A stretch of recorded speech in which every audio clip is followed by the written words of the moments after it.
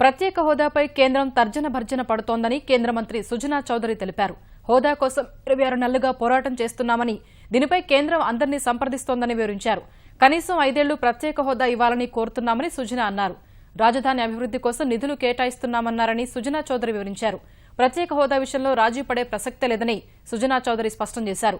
ప్రత్యేక హోదా నిధులపై 2-3 రోజుల్లో స్పష్టత వస్తుందన్నారు.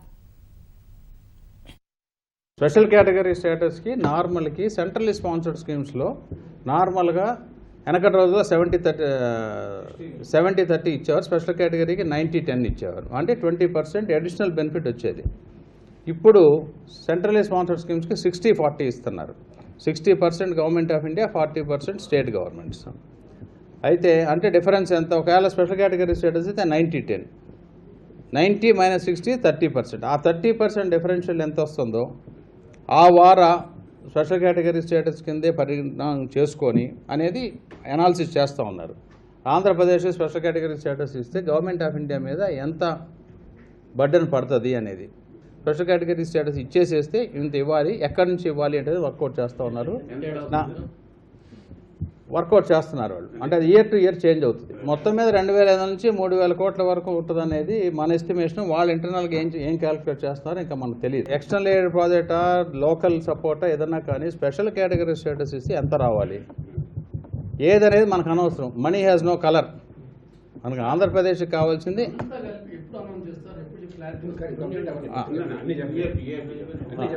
ఎక్స్టర్నల్ ఎయిడెడ్ ప్రాజెక్ట్స్ అయినా, అంటే ఇప్పుడు వాళ్ళు క్యాష్ ఫ్లో మేనేజ్మెంట్ గురించి ఎక్స్టర్నల్ ఎయిడెడ్ ప్రాజెక్ట్స్ ఇస్తామంటున్నారు. మనకి ఎక్స్టర్నల్ ఎయిడెడ్ ప్రాజెక్ట్ ఇస్తుందా, హట్కో ఇస్తుందా, నాబార్డ్ ఇస్తుందా, ఏది ఇస్తుందా అనేది మనకు అనవసరం.